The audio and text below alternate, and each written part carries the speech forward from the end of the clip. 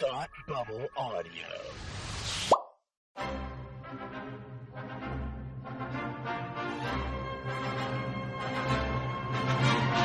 Look, up in the sky. You will never find the more wretched hive of scum and villainy. Welcome to Beer with Geeks with Tim and Frank. Who are you?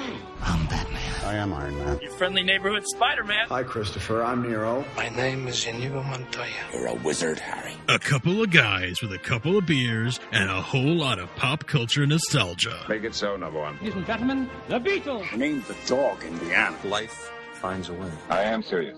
And don't call me Shirley. Now sit back and crack open a cold one, because it's time for Beer with Geeks. It comes in paints. Shaken, not stirred. Great Scott! I was way off.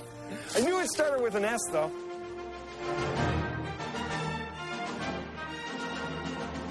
Hi, and welcome to Beer with Geeks, where two geeks geek out with beer. I'm Tim, and with me, as always, is my man who has opinions about things. It's Frank. How are you today?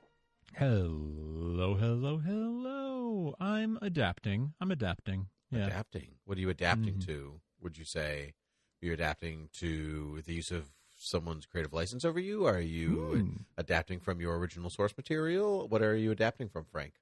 You know, that evolution. I hope that by the end of today's conversation, we will have figured that out. I hope so, too. Frank, what are you drinking today? I am drinking. I was very excited to find this in a store. A nearby brewery in I'm in southern New Hampshire, over the border in York, Maine. There is a nice brewery called York Beach Beer Company. I've gone to the brewery. They have a nice selection of beers, and they've got snacks and stuff, and it's right on the beach. So we'll go with our daughter sometimes. It's a nice place to go in the summer. At the brewery, but I'd never seen it in stores before, so it was fun to find their long weekend pale ale at a local beer store. I was super excited. So it's the York Beach Beer Company long weekend pale ale with Amarillo, citrus, and pineapple. Sorry, Amarillo, Citra, and pineapple. So two different kind of hops, and then pineapple for a finish. And so it's a really nice, it is a pale ale. It's got the sort of bitterness of an IPA, but then it's got a pineapple finish. So it's got this bitter and sweet thing going on at the same time, which I am not always in the mood for, but I'm really enjoying today. That sounds very good. Yeah. Very, very good, in fact. So I am drinking a Goody Two Shoes Kölsch. Ooh. Yeah. Have you ever had the Goody Two Shoes Kölsch before? No. It's excellent. Oh, I'm surprised. Wait, I don't know if I know. Is Goody Two Shoes the brewery? Yeah. I don't think I know them. What? Oh, I've definitely had Goody Two Shoes. Okay, I did use my one look up, and I'm looking at it. Okay, yeah, I recognize. Exhibit A Brewing Company, Goody Two Shoes Kölsch. Okay. Mm-hmm. Right on. Yeah, I do recognize the Exhibit A. I recognize this logo. It's like the Scales of Justice. Yeah. Yeah. Okay. If anything represents me, Frank, it's the Scales of Justice. I would say so. Although that might be taking some creative license. I don't know. I don't know. I am just a stand with two flat plates attached by chains. I don't know. My nice. Zoom filter doesn't let you see that, but nobody's seen me in person. Frank, I got a serious question for you. Oh, okay, serious. It's not serious at all. Ooh, oh, okay. There are two kind of page-to-screen adaptations for geeks to kind of latch themselves onto in adaptation world. Not original from the brain, George Lucas, kind of thing. A pastiche. This is more like, I'm going to watch a Spider-Man movie or a Batman movie or whatever. Do you prefer when the movie or TV show, whatever, does a kind of one-to-one parallel adaptation of the movie? Like, we're doing The Death of Superman. Right. Here we go. Like, this is the setup. And, like, you can take a little bit of creative license within that, like, because you can't exactly do panel by panel by panel by panel. But, like, you can get pretty close. Like, let's say DC's All-Star Superman. Yep. Something like that. Or when they did Hush or Long Halloween or even Death of Superman, actually, multiple times. Sure, yes. And so something like that. Or do you prefer creative license where they're like, all right, here's the character. We're just going to maybe pull some stuff, maybe not pull some stuff, like Tim Burton's Batman, Donner's Superman, maybe the first Captain America, Iron Man, but like say not Civil War, right? You know, what would you, where is your comfort zone in this? Like, which one do you actually prefer? Like, are you the kind of fan that's like, oh man, I really wish that they would just adapt this story? Or would you rather see more of an original story on the screen, maybe with some elements that you know? I have my opinion on this has evolved over time. I used to be much more of the opinion that I would prefer if they would stick to the source material. Like very often, and I think the reason I felt that way was I would watch an adaptation of something where some creative license was taken. I didn't like a change they made, and I found myself thinking, oh, I wish they would just make the original. Like, just why couldn't they just have adapted this story or whatever? And so that's sort of the knee-jerk reaction is I wish they had just kept it the way I know it.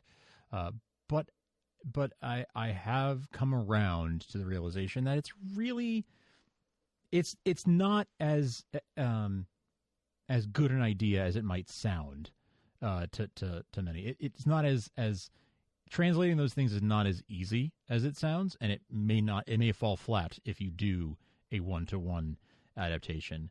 I've seen where like something maybe should have been adapted differently for the medium that it's going to.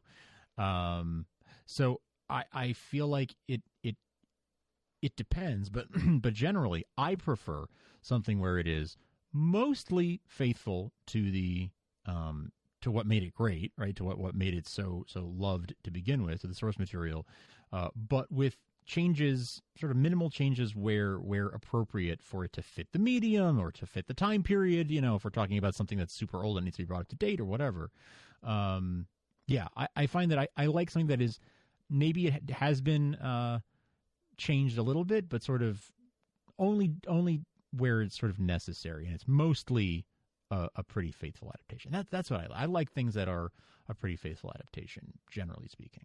That makes sense. It is a really tricky line. So like as you were talking, I was thinking of the Sam Raimi Spider-Man movie, which I would consider a creative license movie. Absolutely. Yeah. But it does take heavily from some famous Spider-Man storylines. Death of the Green Goblin, spoiler for a movie that came out in 2002. But like, you know, like that's a pretty significant moment that movie has taken and moved into their creative license movie. So you necessarily can't do that moment again. That's a good version of that. Bad version, Batman versus Superman. Like it took the death of Superman and the end of Dark Knight Returns. Yeah. And kind of smushed them all together. Right. Bad. Right. Can't do that again. Like it's interesting. Like it's interesting how like it can go awry so very quickly within the creative license territory if you only take a one portion of it because you're like, this bit is cool, I'm gonna stick it into this bit right here, and it doesn't have the same impact because like its original material has spent time building up its moment, whereas a 1-to-1 adaptation will actually like give you kind of like it will actually hit you where it hurts. Yeah, I agree. I agree. I think that's one of the key things is like if you take just an element in isolation, it might not work without. Maybe it worked because of the context that was around it, and once you try to put it into a different context, it might not work. And if it doesn't work, people will call you on it. Correct. You know?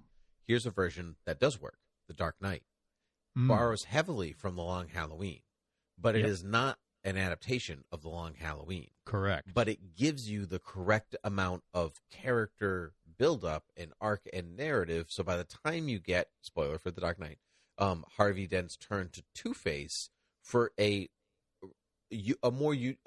different take than that in The Long Halloween.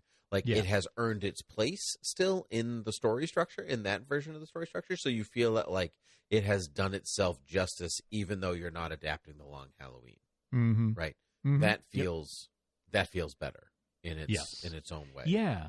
That is, I mean, I don't consider The Dark Knight an adaptation of the Long Halloween movie, right? Like, I do not either. Right. It's not.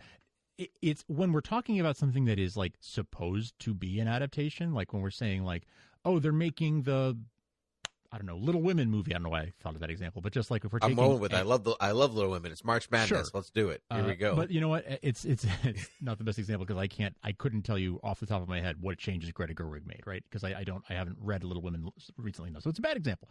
But, narrative structure. It is a sure. Yeah. But like when we're talking about a specific adaptation of a specific title, right? Sure.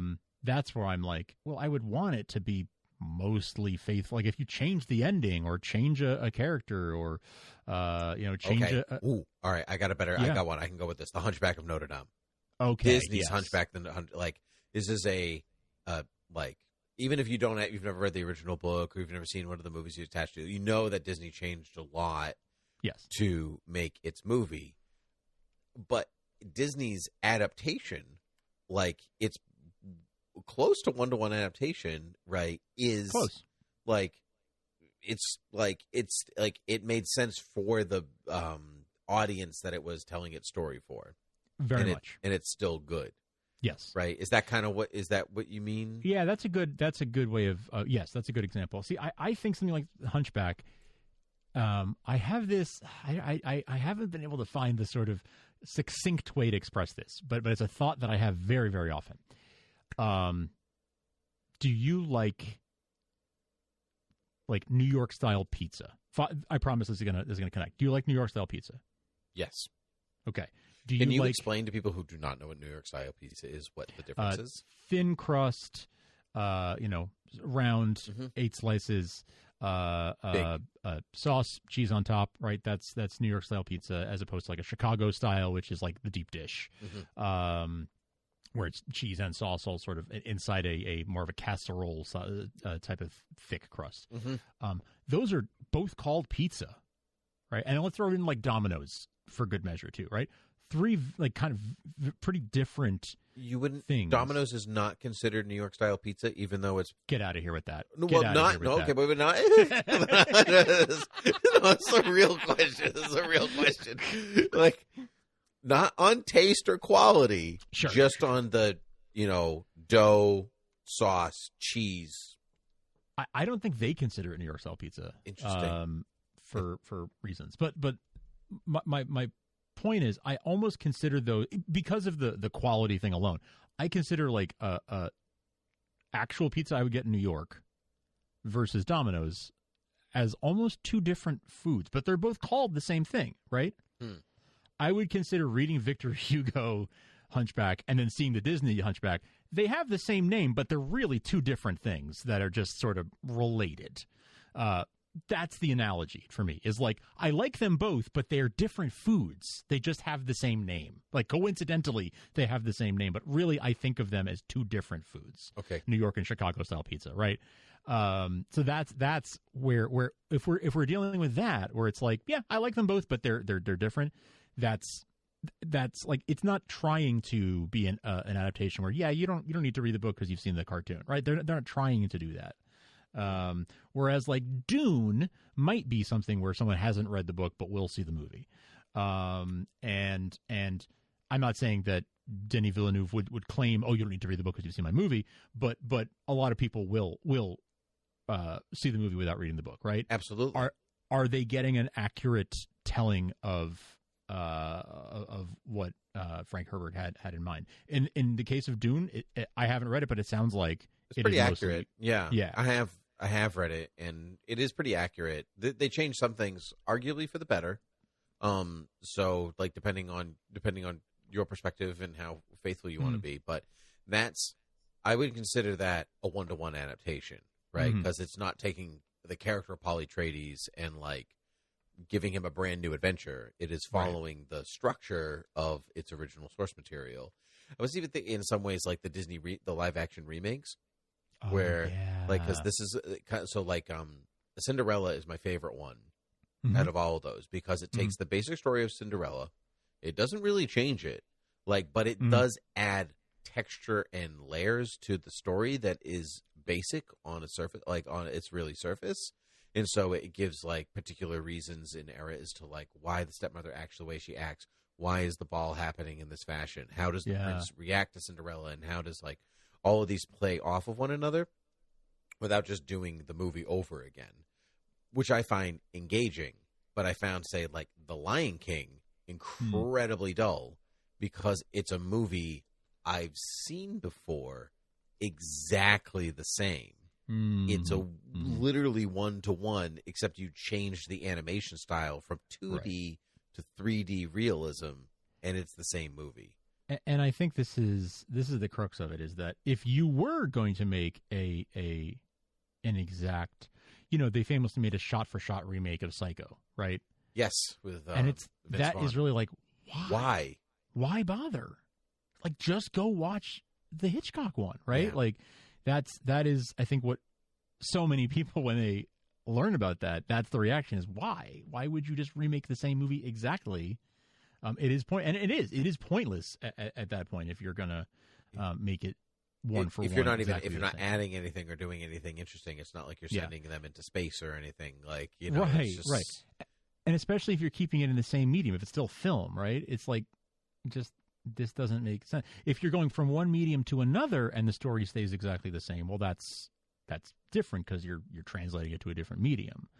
But if you're literally just making the same movie or writing the same book again, like, why would you do that? Yeah, there's no point. So that's just to finish what I'm saying. Like that's where you kind of need to change something, because otherwise, what's the point?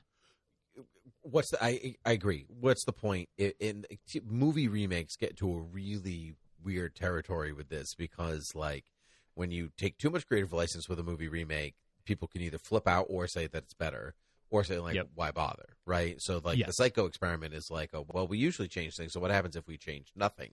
Nothing, like, right? And the answer is nothing. Nothing happens. Like, it is not worth your time. But I think, like, from a fandom point of view, when people are like, let's take Marvel's Civil War, for instance, Captain America Civil War.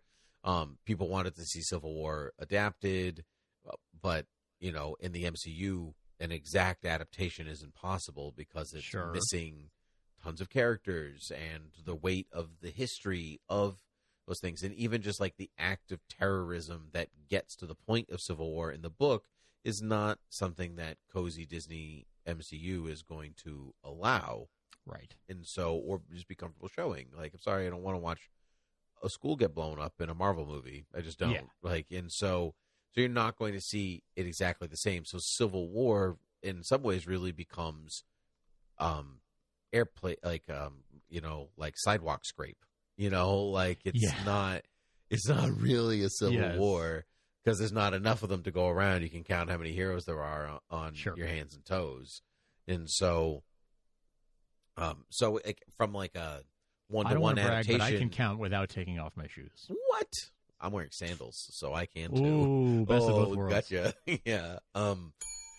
So like, as a one-to-one adaptation goes, like that's like, it's not good if that's what you're going for.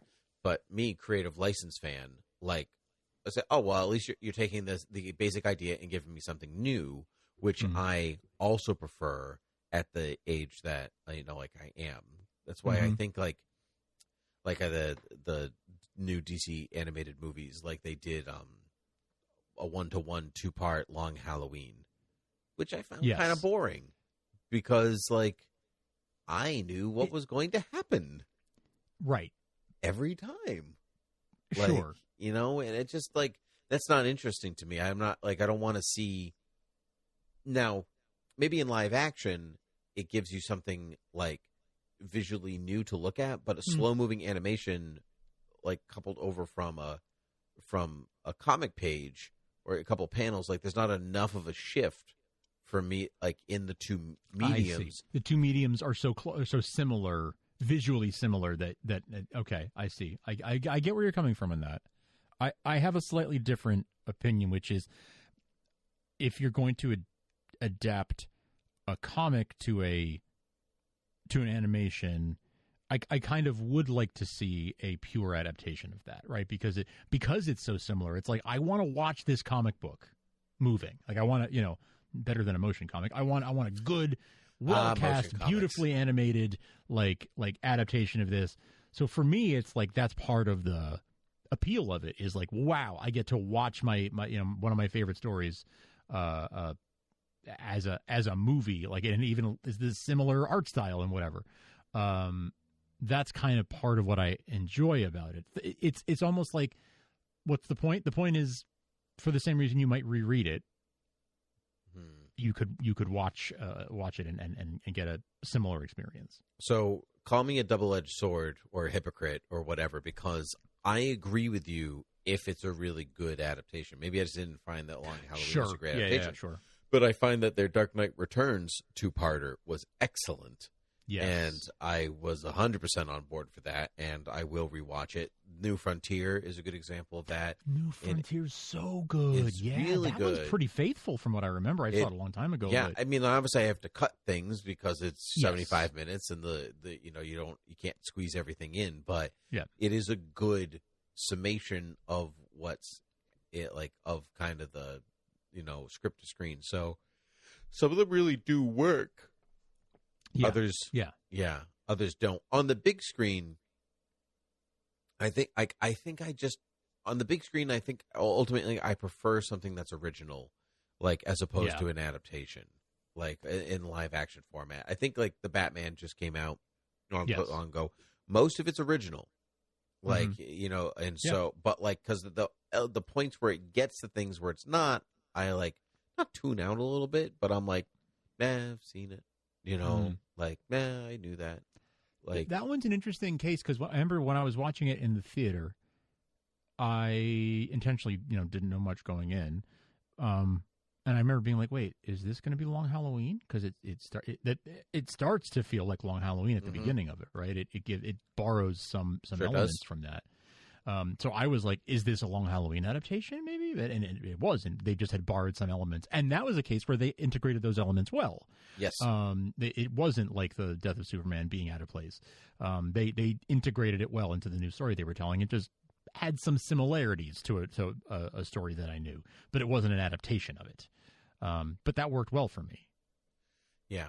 I think even the Arkham Asylum video games are a good example of creative license where it took like bits from comics about the asylum and the history of the Arkhams and it integrated them into like a new take on this universe and these characters and whatever else. But yeah, here's one that sits in a weird spot. 2009's Star Trek, J.J. Abrams' Star Trek. Yes, it's like, and beyond from the second one and the third one for that. Yeah, is the first one creative? The first one's creative license. It's not a 1-to-1 adaptation. True, right? But the second one, it gets pretty. It starts to creep into adaptation territory, right? Right, and it's just not as good when it does that. No, yeah.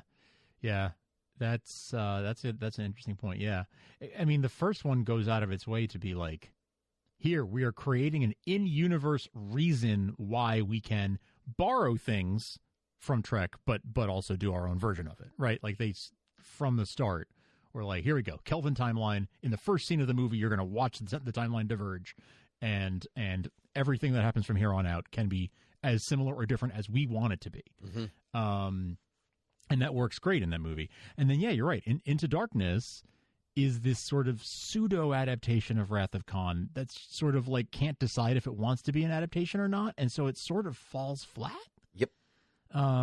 It has lots of redeeming qualities, but like on the whole, it just sort of feels like a sort of lazy or wishy-washy adaptation of of a great movie, right? Because and it's go back it couldn't to the really like, decide, right? Because go back to like you haven't earned your moment thing yet, where it's like the death of Captain Kirk instead of Spock and whatever. I'm like, well, I just met these characters, this version of these characters last movie. Yeah. Whereas I sat with the original cast, even though I wasn't alive, for decades before this movie, right? That came before Wrath of Khan came out. And Khan himself, right, was right. People, fans at least, knew him for over 10 years, well over 10 years before he was brought back in a movie, right? So like they had, whoa, what a payoff from one episode from 1967 or whatever it was. But it's funny because like I had not seen the Khan episode of the original series before I saw Wrath of Khan, but you can feel it in the movie. And I recognize that even as a kid when I saw it, that there's so much history there. Maybe because the cast is older, so they just like lend themselves to having a history because they're an older cast. But like, so like you feel the importance of these events that have taken place and the death of these characters and whatever else, and you just don't get that in something when you try to adapt it too early. Yeah. So, moral of the story is creative license is really tricky. And it's I think generally a good thing, but can be done well or poorly, as most things. Because sometimes when they don't take anything from their source material and they just kind of take the characters and they run with it, then the story can feel very generic. I love them for their own reasons, but see the '90s Batman movies, like Yeah. They don't really take anything from the comics. They kind of do their own thing. Like I mean, not to beat a dead horse, but like I kind of feel that way about Snyder Man of Steel, where it's like I feel like you took the names of the characters, but kind of not a lot else. I think what is more interesting, actually, but to pin those two examples against each other, is that like I can actually watch all 4 Batman movies from the '90s and be like, yes, that's Batman. I recognize that as Batman. I'm comfortable with that being Batman. Even George Clooney's Batman is still a Batman that I recognize. It's campy and whatever, but like, Batman it can be too. So like, so that's all fine. But Snyder's Superman doesn't have the heart of the character. Or the soul of the character in kind of its narrative. And so it says that it does, but saying that it does is not the same as really having it there. And that's where it falls flat but it is a creative license. It does intentionally move away from its original source material, like not to its benefit in this case. For our opinion on it. But it is it's really tricky. It is. Yeah. But then like something like the Damon Lindelof Watchmen TV series, right? Which is like, let's do a spin-off of like, let's take this world, this universe, and tell a different story with like mostly different characters that just is taking place in the same universe. Like that can work really, really well. That show worked very well. And that's, again, a different thing. Like it's not an adaptation of Watchmen, even though it's called Watchmen. It's just a different story that's happening in the same world, and it shares like one character. Yeah, last episode you spoke very, very, very briefly about Green Lantern, and that's a movie. That's a creative license movie. Yes. But that's not. But that's one where you take too many things and you try to smush them together. And so, is it better to try to take I guess it's like which sin is worse here, but like, is it better to like take a bunch of things and try to smush them together, things that we recognize as an adaptation, or to go completely new and have it fall flat on its face? I don't think it needs to be binary like that, though. That's the thing. Is I think that it works best when it's a blend, like Star Trek 2009. Well, it works best. It works best when it's good. Yeah, sure. Well, yeah. But when it's a good combination of those things, like it doesn't need to be all new or all precisely. I agree. No. I agree. Right? I'm just asking, if you were going to a movie and it was one of those things, which one hurts you less inside? what hurts me less inside. Like, which one would you prefer? Like, if you're like, this movie's going to be bad, but if it's going to be bad, then I'm going to... If it's going to be bad, I at least want it to resemble the source material. Oh, that's hilarious, because if it's bad, I want it I want it to go the other way. Interesting. Yeah. What's your reasoning? Why do you want it to resemble the source material? Well, because if I'm there to see something that has the name, Identity Crisis, then I want it to resemble Identity Crisis. Mm-hmm. Sure, that makes sense. Yeah, I guess from my standpoint, like if you Death of Superman, going back to this example, I feel like, well, now for a general audience, you use this, you ruined it for everybody. Sure, yeah. So I'd rather have them at least have done something completely different and have it fall flat on its face, because then at least things that are precious or important or that I would like to see done well, like, didn't get messed up. Yeah. Yeah. So I see that. I do see that point of view. Yeah. Yeah. But at least from your angle, at least it's still the thing that you recognize. That's it. Like, maybe it's a poorly done version of it, but at least it's that thing that I came for, right? Like, it is what it says on the box. Sure. It is Captain Crunch versus Kentucky Fried Chicken. I don't know why this is where we've come to. The Colonel versus the Captain. Right? It's not. Wait, is that a movie that you would go see? Like, yes. That's where we are. I needed that. I didn't know how bad I needed that. Wait, what else? Can we have like Chester Cheetah versus Tony the Tiger? Like, what? Oh yes, absolutely. Toucan Sam versus. Is there another? Oh, the Kellogg's cornflakes. The rooster. The rooster. Yeah. Yeah, obviously Toucan Sam's going to win because the rooster doesn't even have a name. Yes. He doesn't even have a flag. Do you have a flag?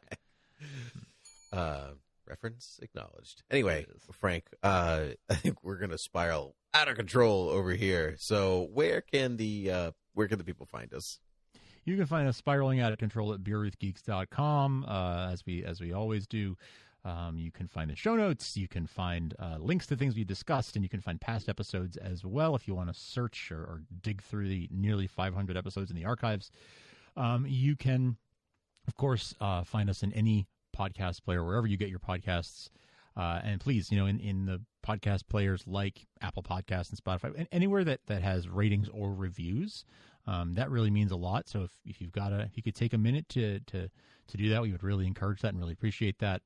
And then if you feel like, what more can I do, guys? I like this show. What else can I do? You can go to patreon.com/thoughtbubbleaudio and help us cover some of the costs of doing the show.